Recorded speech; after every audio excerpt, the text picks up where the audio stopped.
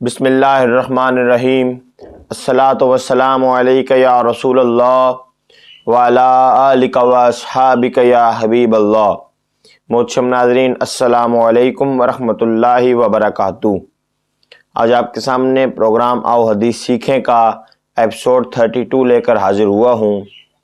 آج کی حدیث مبارکہ مسند انس بن مالک میں موجود ہے اور اس کا ریفرنس نمبر 12397 ہے۔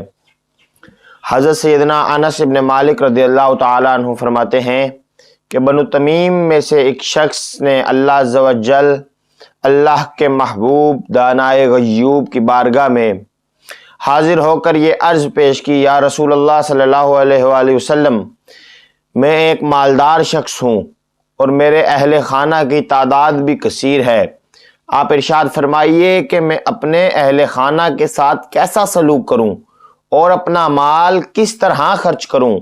تو میرے کریم آقا نے ارشاد فرمایا، تم اپنے مال میں سے زکوٰۃ ادا کیا کرو، اور بے شک زکوٰۃ ایک ایسی پاکیزگی ہے جو تمہیں پاک کر دے گی، اور اپنے عزیزوں کے ساتھ صلہ رحمی کیا کرو، اور مسکین اور پڑوسی اور سائل کے حق کو پہچانو۔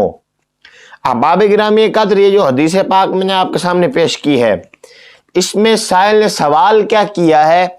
اس نے دو سوال کیے کہ میرے اہل خانہ کی تعداد کثیر ہے، مجھے بتائیے میں اپنے اہل خانہ کے ساتھ کیا سلوک کروں؟ اور پھر دوسرا سوال یہ تھا کہ میں ایک مالدار شخص ہوں، مجھے بتائیے میں اپنا مال کہاں خرچ کروں؟